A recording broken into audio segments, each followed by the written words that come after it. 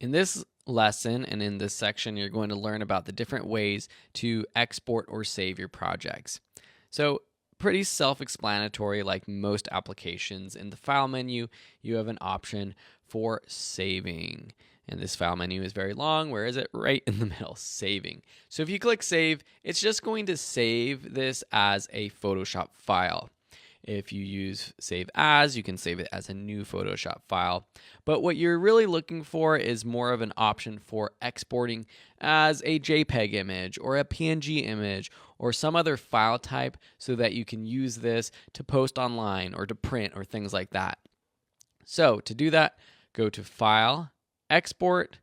There are a lot of options down here too. You could do a quick export as PNG, and that's just going to pick standard PNG file settings, and that PNGs are great because they're full resolution, great quality for uploading or printing, but the file size can be kind of large. So if you want to have the option to export it as another file type, go to File, Export As.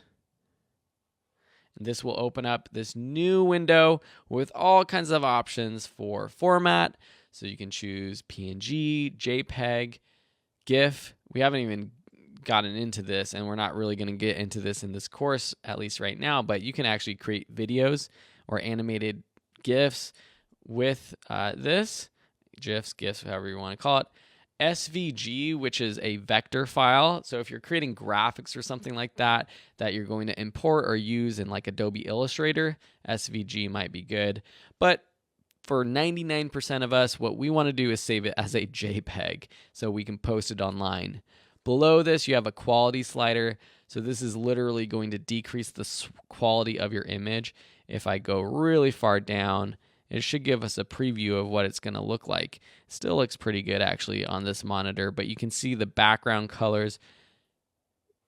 See how there's waves in there? That's what happens when you decrease the quality of a JPEG.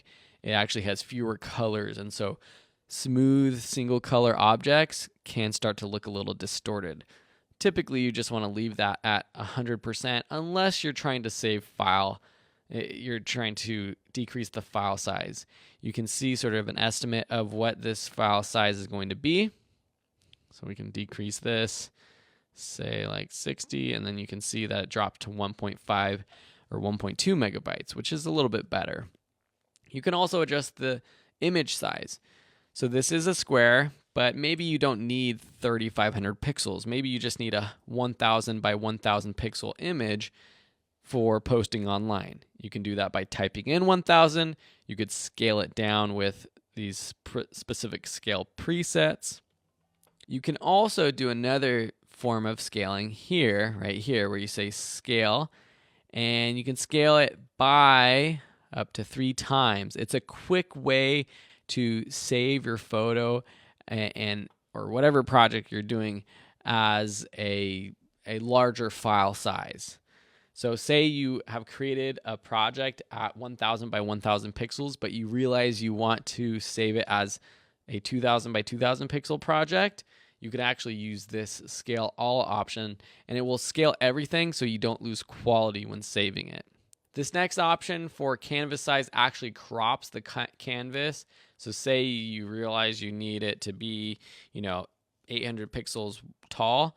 This is like a last minute option for cropping or scaling the actual canvas size. So not the size of your project, your full image, but the actual canvas you're working on.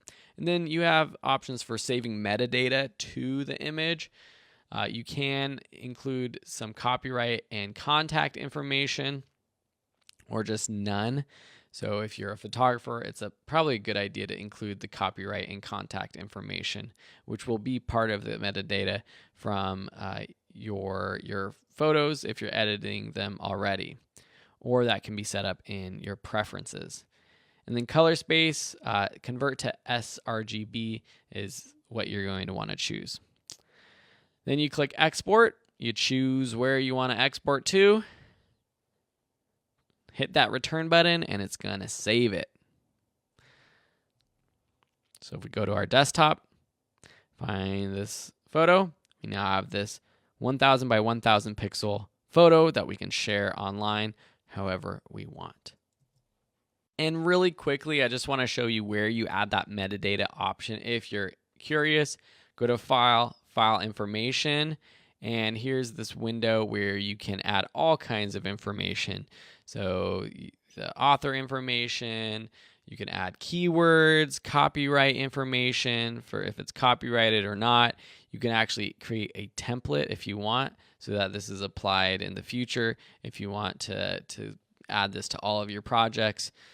So all kinds of information here that you can add. There's different preset sort of information you might need or want depending on the file type as well.